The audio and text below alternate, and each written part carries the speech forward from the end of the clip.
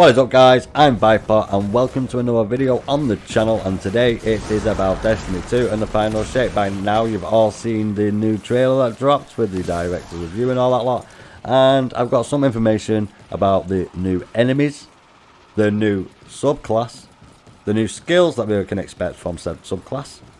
We also have ourselves a class item exotic, which is a random roll thing, and right at the end I'll tell you how to get your hands on the all dark, all black skin for your character so you can have a go. All stealth like a ninja, or just make yourself all goth like.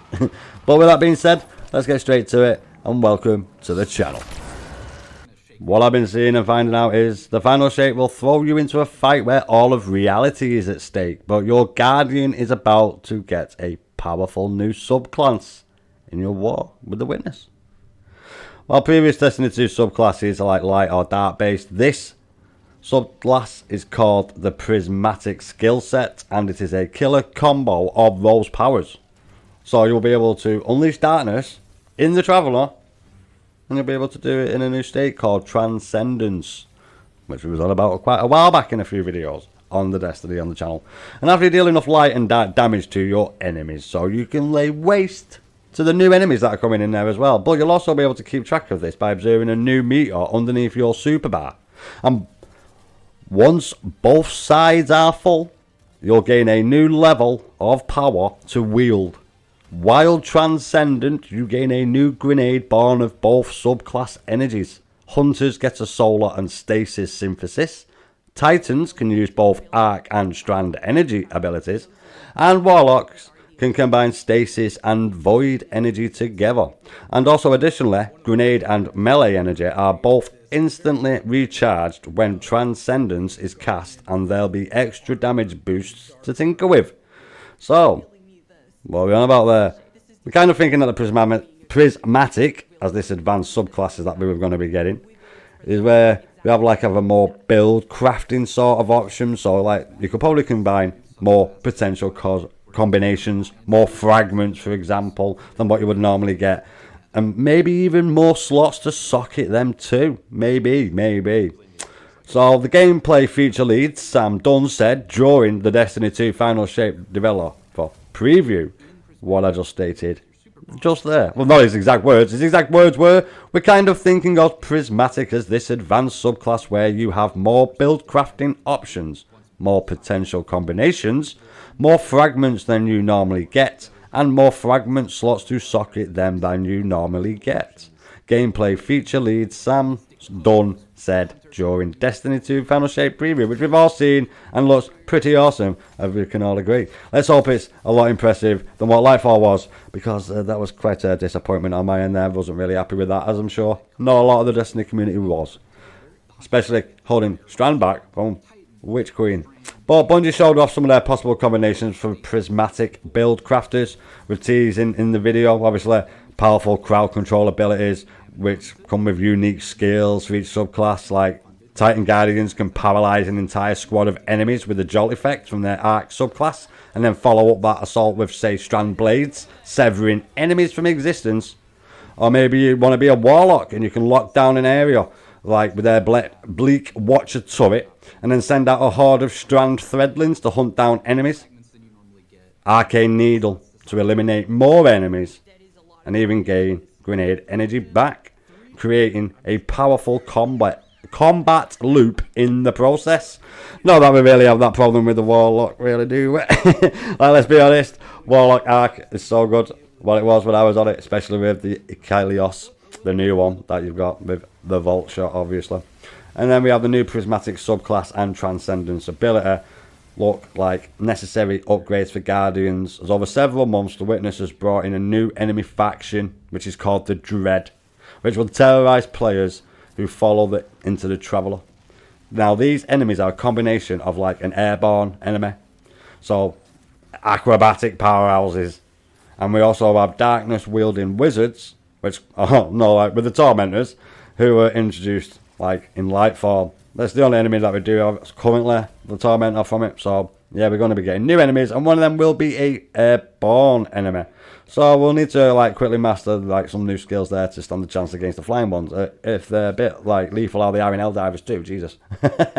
Especially the other difficulties. So Destiny 2, the final shape is obviously out on June the 4th for all stuff, obviously PC, PS5, PS4, Xbox, XX, and One. But right now, there's a new period of content leading up into the expansion has kicked off. Oh, has it? I wasn't aware of that. I've not been on Destiny because I was getting content that I already paid for and he took away and gave me back some.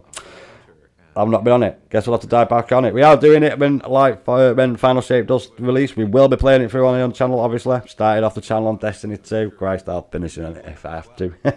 But with it launching, we get a new story content leading up into the expansion, and there's also quite some content to look back over on the next couple of weeks, including the return of the reworked exotic missions, a raid, boss, rush mode, and some new PvP maps. But will we get the ones that everybody wants? I personally don't play PvP. I'm old school, the best school, so I don't really play a lot of PvP. I'm a PvE player. I play quests and stuff to do accomplishments in the game. I am a campaign player, as you all know. I do PvP, but not very often. Destiny 2's Arm Assistant has also changed a little bit. So we've always had 5 slots, haven't we? So 4 of them have been allowed for us to have a exotic slot in them. So helmet, you know, gauntlets, chest, boots, you know I'm on about the legs. Well, we've never had an exotic class item, but in the final shape, we are going to be getting one. This is a new tier of power to players, which will allow them to equip exotic bonds, cloaks, or marks. So Warlock bond, Hunter cloak, Titan mark. The twist here, though, is that you won't find new exotic perks on these class items, but you can leech the abilities from existing exotic armor pieces to help enhance a Guardian's abilities. 2 perks can be taken from other exotics, including perks from other Guardian classes. But where things get tricky is that these perks are the result of a random roll. So they are random. You will not be able to choose which ones you get on that class item. Class item is obviously the last item on your right hand side in your inventory. If you don't know what that is, what are you doing? But yeah, your class item is now going to be an exotic. It's going to be a random drop, but it will random drop with exotic things from other exotics, and also the skills from the exotics. So there's a good chance you need to say do a lot of farming for them, to get the ones that you want for a god roll. We can see that being the next thing until they make it where you can have it on the god, where you can choose whichever one you want and they make all the progress and you're making for it. Totally useless like they did with all the weapons I've got in my weapon vault. Thank you, Bungie. But also, another potential combination tease from Bungie was that the Titan exotic mark with the Spirit of the Star Eater and the Spirit of the Ophidian perks together will allow for quick reloads and overcharged super abilities when you pick up orbs of power. So getting that as a build would be a spicy build for a Titan. But building a Guardian around an exotic could prove a little bit more challenging. But with the right roll, yeah, there could be some massive potential builds out there, you know. Truly devastating ones, actually. Especially in the PvP arena. But when we have the problem that we're cheating in it at the minute, I'm sure that doesn't really matter. When people can fire off the super straight away or 200 rockets. Have they sorted that out yet? Hey, Bungie, sorted that yet? No. Exotic class items are just the tip of the iceberg though for Destiny 2 in the upcoming expansion, so we have been told. So with the new Prismatic subclass, we will also obviously be getting the new enemy faction, the Dread. But for now we can just look forward to new content starting over in June. Also, we have the enemies. Let's have a little chat about the new Dread enemies. So the final shape coming up in the expansion releasing on June. Obviously we're going to be getting the Dread. Now, if you thought the Tormentors in Lightfall were annoying, these are going to be a little bit bad, I imagine, because you're going to be getting yourselves the airborne ones, which is the first airborne enemy in the game, is it? I think it is. I don't think it is. Don't quote me on that, but I'm pretty certain it is. So, with that, as showcased during the preview of the developer game preview, which is now playing in the background, the Dread encompasses the large proportion of the Witness's army. So it's the actual army of the Witness. And obviously it was teased with the Tormentors when we got them in Lightform. So while there may be more enemies in the expansion, the trailer really focuses on Grims and Husks, as well as the Weaver and the Attendant. So We are going to be getting the new enemies, as we are all aware of. But they are the Grim, curricularly called Gunbat by Bungie, is a flying imp with a weapon, according to the development team. It's the first enemy character with actual wings in Destiny. Well, the Witch Queen have wings, but hey ho. She's a boss though, I give you that. So alongside its signature gun, the Grim can let out a screech that suppresses your abilities and slows you down. And they will also be in groups. So they'll be super annoying, I gather. They'll be super annoying. Nobody likes to be getting slowed in any game, let's be honest. So the Husk enemy is a bruiser type of enemy with a blade in each hand. But it won't think twice to charge at you. So it has some acrobatic movement, but do be wary. If you don't hit the Husk's weak spot with a final blow, a smaller enemy will come out from its chest and seek you down as a flying worm. Yes, you heard me correct. If you do not kill the Husk by its weak spot on the final blow, a smaller enemy will come out of it and it will hunt you down as a flying worm. Lovely jubbly. And then lastly we have the Weaver and the Attendant. Now these are Strand and Stasis Scions. So they're being affected by the Witness's power, as you might have guessed.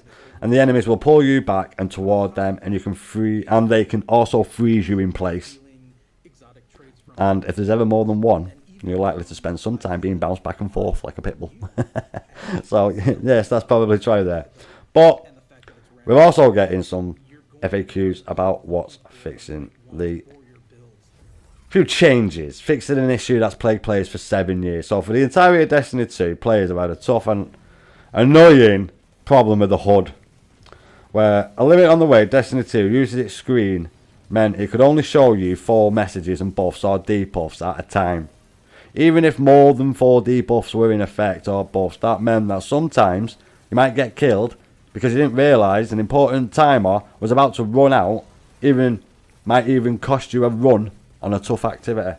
We've all been there, we've all had it, we've all had our buffs and debuffs, especially when we've been doing raids with a few of you. And then you've had a timer on you, you don't even know you've had a timer on you because it's not told you. So apparently they fixed that. After 7 years, they're actually fixing the issue. In the final shape, they are finally fixing an issue that we've had since launch. Is it 7 years? I think it is launch. So Bungie ran down an update that's coming with its HUD and the latest this week in, the TWAB, this week in Destiny.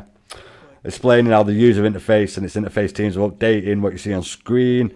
There are more than 2,000 of these little stasis messages, ranging from things like boss mechanics in raids to subclass verbs such as amplified or radiant. So new status messages constantly push old status messages off the screen. So the changes allow more information to appear on screen by moving some status messages to different spots on the HUD. So the most important information about your timers, when you're going to die and that stuff, that kind of stuff will stay there obviously, and it'll increase the countdown to your impending death, so you can see that it's going to happen, and that's what you need to focus on. So the most important ones, like timers and stuff, they'll be there to show you that X is going to run out at X time in X amount of seconds. So that's going to be up there, so that'll be good. And it also states that your countdown to your impending death is moving from the bottom left corner of the screen, and instead it will appear in the center and near the top. Meanwhile, stasises related to your weapons, like Feeding Frenzy, will appear above your super meter. So buffs and debuffs will also have new icons that appear with the messages that give you a quick idea of what sort of stasis effect you're dealing with. And Bungie has changed how certain messages are prioritised. So the most important stasis messages will be most prominent. So, like I just said, anything that's going to run out, it's going to kill you, or anything that you use as like to an advantage or something like that, they're going to do it. Now, the green buffs and the reds are debuffs. Now, you have a thick line weight on top or bottom respectively to make them easier for colourblind players to read. So, Bungie wrote, subclass related buffs and debuffs maintain their diamond shape, but they more clearly indicate whether they are a buff or debuff in nature. The 4 messages. The 4 message issue has been a problem in Destiny 2 for literally the entire game. Like, most of that time in normal content, it was somewhat rather than really not that important. But then 4 status effects would be in play, so the HUD problem didn't really matter. But the 4 message issue was often a problem in high level activities like raids and stuff, so that was always required to keep track of them, like with yourselves, like say when you're trying to do the door bit in the Hive raid. I can't think of it. I can't think of the name of it. I can't remember the name of it right now off the top of my head. Oh my god. Yeah, so the problem has even gotten worse, Bungie said, and is added to enhance Destiny 2 subclasses.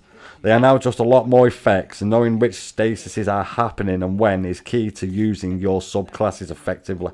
That's what Bungie stated. That makes this an incredibly welcome change. Like, really is incredibly welcome. Especially for end-game, high-end game content when you've got loads of stuff going on. So that makes it a little bit easier for those. Especially when you're doing the raids and stuff for the first few times and that. And in the group and stuff.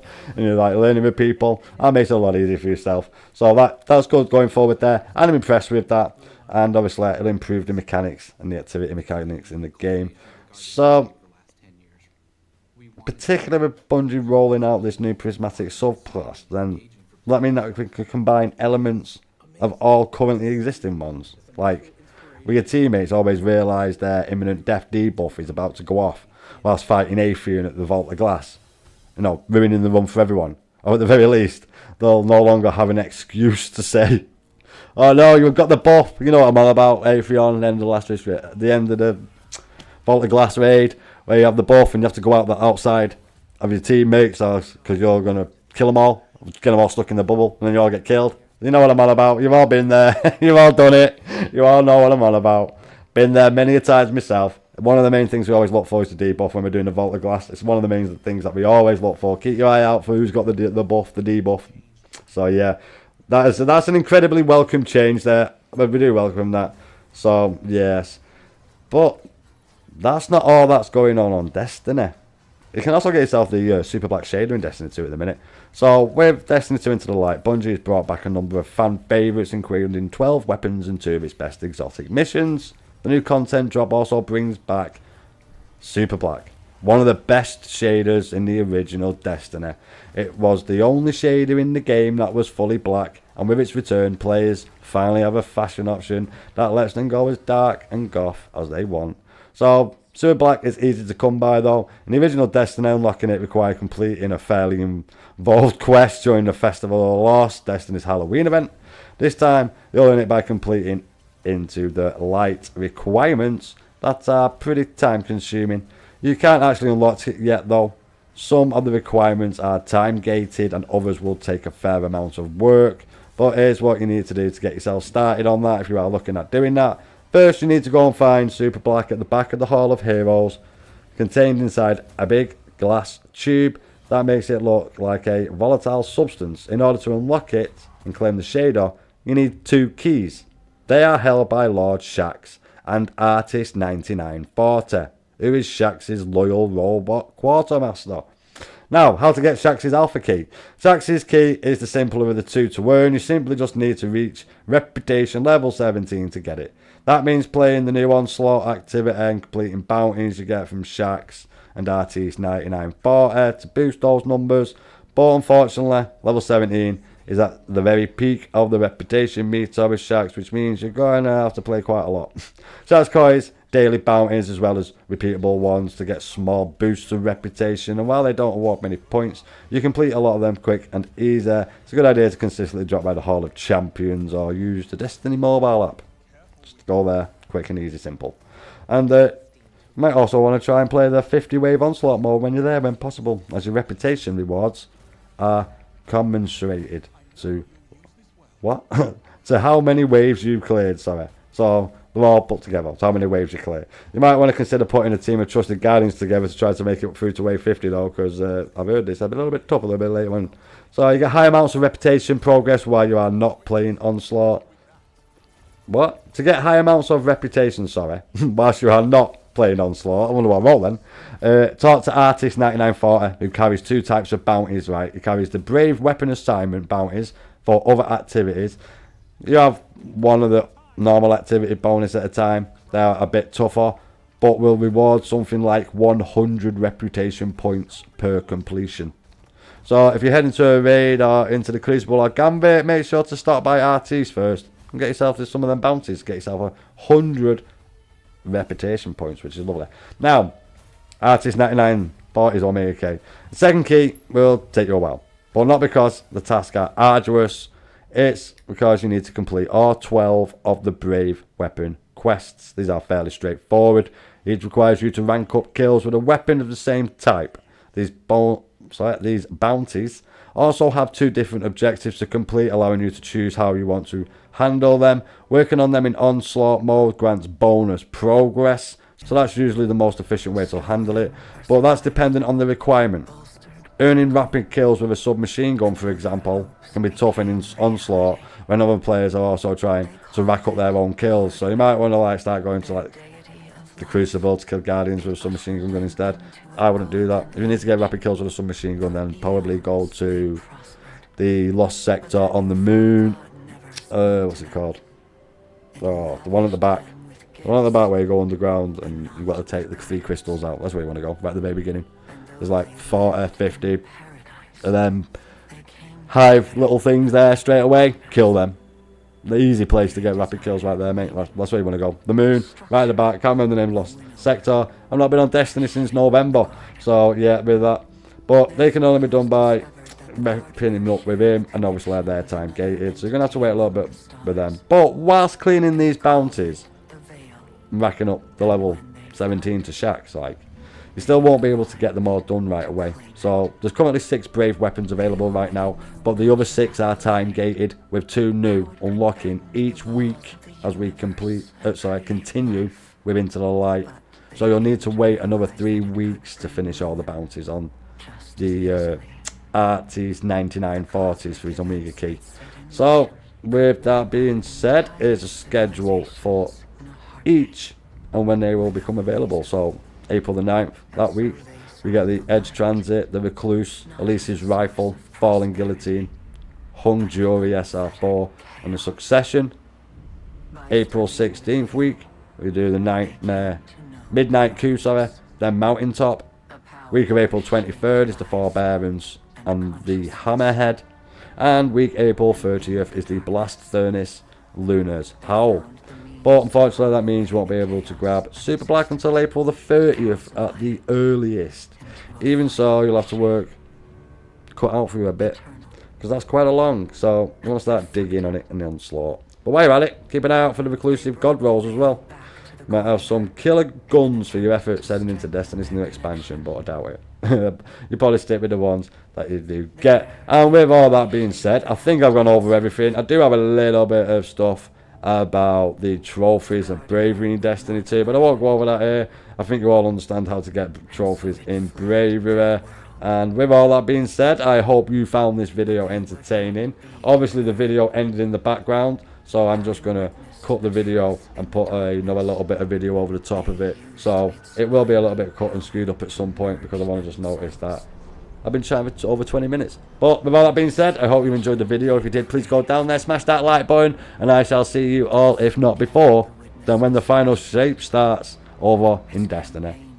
As always, I hope you have a fantastic remainder of your day, and I shall see you all on the battlefield. And eyes up, Guardian. This is Viper, signing out.